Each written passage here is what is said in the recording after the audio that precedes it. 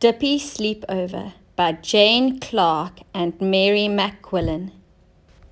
On Tuesday after school, Dippy rushed home. "Spike's invited me to sleep at his house on Friday," he squeaked, wagging his tail excitedly. "We'll watch scary saws go wild and eat popcorn and—" Dippy's tail wagged harder and harder and harder. "Great," said Mrs. Diplodocus, "and we'll go to bed late and switch on our torches and... Dippy's tail stopped wagging. "I can't go," he said sadly. "Why not?" asked Mum. "Because when I'm asleep," Dippy said, "I wet the bed." Mrs. Diplodocus wrapped her long neck around Dippy and gave him a hug. "Lots of podlets wet the bed," she said. "Mrs. Triceratops will understand. She can put rubber sheets on the mattress.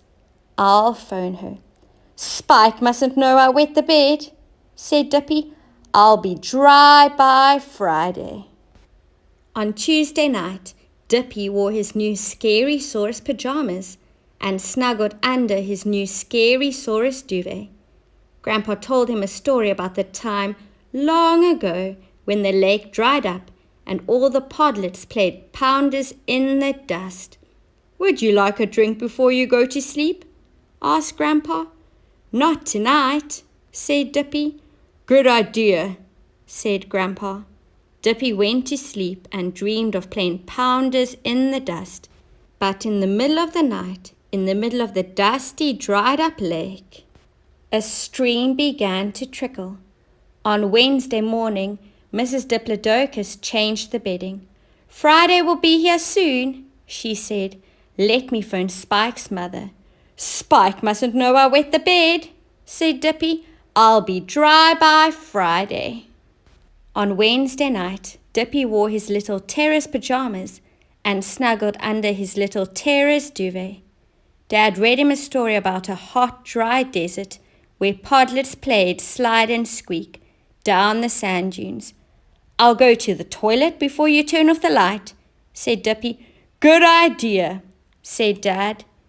Dippy went to sleep and dreamed of playing slide and squeak down desert sand dunes. But in the middle of the night, in the middle of the desert, a waterhole began to fill. On Thursday morning, Mrs. Diplodocus changed the bedding.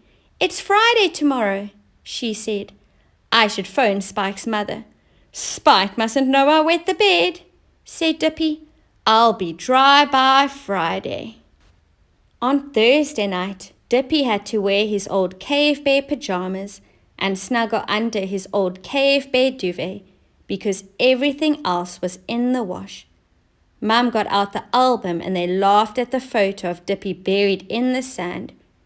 "Wake me up when you go to bed," said Dippy, "so I can go to the toilet." "Good idea," said Mum, and she did. Dippy went to sleep and dreamed he was buried in the sand. But in the middle of the night, in the middle of the beach, the tide began to come in.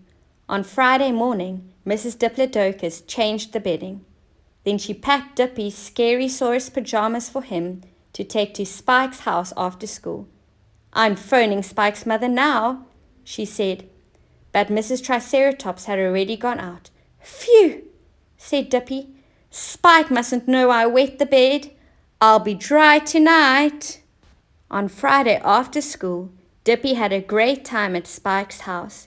Mrs. Triceratops made them deep-fried ferns for tea. They watched scary saws go wild and ate popcorn and drank fern grenade. "It's time to go to bed now," said Mrs. Triceratops. "Would you like another drink?" "No thanks," said Dippy and Spike together. Dippy and Spike put on their matching Scary Saurus pajamas and snuggled under their matching Scary Saurus duvets with their cuddly cave bears.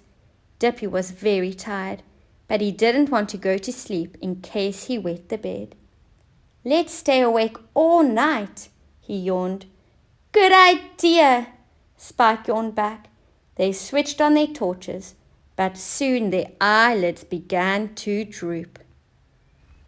Dippy and Spike fell asleep and dreamed scary dreams about scary saws. A huge scary saurus was chasing them through the snow. It was just about to catch them. But in the middle of the night, in the middle of the volcano, the snow began to melt. On Saturday morning, Mrs. Triceratops changed both sets of bedding. "I didn't want you to know that I wet the bed," Dippy told Spike as a blush rippled down his long neck. "Well, I didn't want you to know that I wet the bed," said Spike, whose horn had gone all pink. They looked at each other and smiled wobbly smiles. "Don't worry about it," Mrs. Triceratops said. "You'll grow out of it. Lots of podlets wet the bed." "How did you get on at Spike's?" Mum asked Dippy when he got home. "It was great," said Dippy. "We watched scary saws go wild and ate popfern, and Dippy's tail wagged harder and harder and harder." "And the bed?" asked Mum. "Don't worry about that," said Dippy. "Spike wets the bed too." "Does he?" Mum smiled. "Yes," Dippy said. "Lots of podlets wet the bed. We'll grow out of it." "Of course you will," said Mum, giving him a huge hug. On Saturday night, Dippy fell into a deep sleep, and on Sunday morning, Mrs. Diplodocus didn't have to change the bedding. Subscribe to my channel and give this video a big thumbs up. Follow me on Instagram at The Rainbow Teacher.